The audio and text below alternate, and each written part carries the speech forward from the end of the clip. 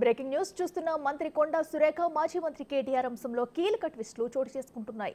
ఈ విషయంలో BJP MP Raghunandan మాజీ మంత్రులు కేటీఆర్ హరీష్ రావుపై కేసు నమోదు చేశారు. సైబరాబాద్ క్రైమ్ పోలీసులకు ఫిర్యాదు చేశారు. వీరిద్దరితో పాటు పలు యూట్యూబ్ ఛానళ్లపైన ఆయన కేసులు పెట్టారు. దీంతో సైబర్ క్రైమ్ పోలీసులు దర్యాప్తు చేస్తున్నారు.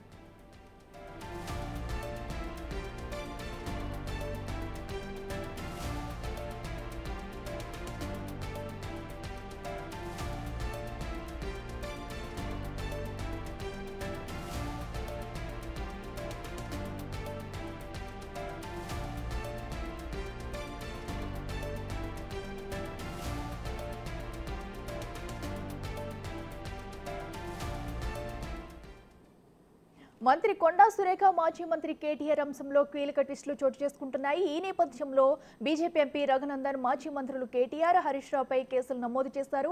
ఇదే అంశానికి సంబంధించి మరింత సమాచారం మా ప్రతినిధి నగేష్ అందిస్తారు. నగేష్, చెప్పండి. అయితే ప్రస్తుతం మనం బిగ్ బ్రేకింగ్ అయితే చూస్తున్నాము.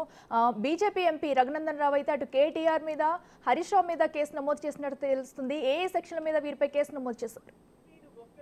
అంటే ఏదైతే రఘునందన్ రావు అలాగే మంత్రి కొండా సురేఖ మెదక్లో జరిగిన ఒక ప్రోగ్రామ్ లో పాల్గొన్నారు చేనేత కార్యక్రమానికి సంబంధించి.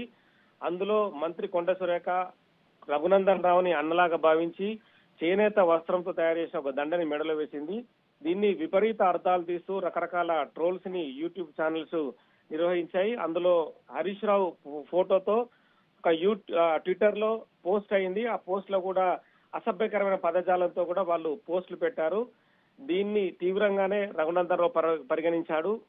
ఒక ట్విట్టర్ వేదికనే కాదు, యూట్యూబ్ ఛానల్స్ లో కూడా రకరకాల వ్యాఖ్యానాలతో కూడా పోస్టులు పెట్టి రకరకాలుగా చూపించారు. ఇదంతా కూడా అసందర్భంగా ఉంది, తీవ్రమైన పదజాలాన్ని కూడా వాడారని చెప్పి కూడా రఘునందన్ రావు తన ఫిర్యాదులో పేర్కొన్నాడు. అంటే ఒక మంత్రి, కేబినెట్ మంత్రిగా ఉన్న మంత్రి ప్రోగ్రామ్ లో ప్రభుత్వ కార్యక్రమంలో పాల్గొంది. ఒక ఎంపీగా తాను పాల్గొన్నాను. అన్నా చెల్లెల సంబంధాన్ని వీళ్ళు వేరే సంబంధంగా చూపిస్తూ తమని కించపరిచారని చెప్పి ఫిర్యాదులో పేర్కొన్నారు. దీనిపైన సైబర్ క్రైమ్ లో ఇవాళ ఫిర్యాదు చేయడంతో ప్రస్తుతం అయితే ఆ కించపరిచే వ్యాఖ్యలు వాటి వ్యవహారానికి సంబంధించిన విషయంలో పోలీసులు అయితే ప్రైమరీ కేసు నమోదు చేశారు. పూర్తి ఎఫ్ఐఆర్ ను కూడా రేపు రఘునందన్ రావుకి అందజేస్తామని చెప్పారు. చాలా యూట్యూబ్ ఛానల్స్ కూడా ఇందులో మెన్షన్ చేయబడ్డాయి. కేటీఆర్, మాజీ మంత్రి కేటీఆర్ తో పాటు మాజీ మంత్రి హరీష్ రావు పేర్లను కూడా చేరుస్తూ ఎఫ్ఐఆర్ నమోదైంది. ఈ పూర్తి ఎఫ్ఐఆర్ ను కూడా రేపు నా ఫిర్యాదుదారుడైన ఎంపీ రఘునందన్ రావుకి పోలీసులు అందజేస్తున్నారు. ఓకే నగేష్, అయితే మరి ఎఫ్ఐఆర్ కంప్లీట్ అయిన తర్వాత మరి అటు కేటీఆర్ ని హరీష్ రావుని వీళ్ళు పోలీసులు అయితే పిలిపించి విచారించే అవకాశం ఉందంటారు? ఖచ్చితంగా. అంటే వీళ్ళకి బిఎన్ఎస్ భారత న్యాయ సంహిత చట్టం కింద కూడా వాళ్ళకు నోటీసులు అందజేస్తారు. ఎందుకు ట్విట్టర్ లో కానీ మిగతా యూట్యూబ్ ఛానల్స్ లో కానీ పోస్టులు పెట్టి ఎందుకు ఇలా మాట్లాడాల్సి వచ్చింది?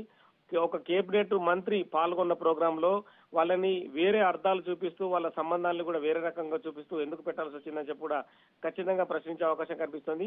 ఎవరైతే యూట్యూబ్ ఛానల్స్ కానీ ట్విట్టర్ ని కానీ మిగతా సోషల్ మీడియాని హ్యాండిల్ చేస్తున్నారో వాళ్ళ ఐపీ అడ్రస్ ద్వారా కూడా యజమానులందరికీ నోటీసులు ఇచ్చి వాళ్ళను కూడా పిలిపించే అవకాశం కనిపిస్తుంది. ఒకవేళ అసభ్య పదజాలంతో కూడిన వ్యవహారాలు ఉంటే ఖచ్చితంగా యూట్యూబ్ ఛానల్స్ యజమానులు ఎవరైతే ఉన్నారో ట్విట్టర్ హ్యాండిల్ చేసే వాళ్ళు కావచ్చు, సోషల్ మీడియాని హ్యాండిల్ చేసే వాళ్ళు కావచ్చు, అందులో కొంతమంది అయినా అరెస్ట్ అయ్యే అవకాశం ఈ కేసులో కనిపిస్తుంది. Right Nagesh, thank you.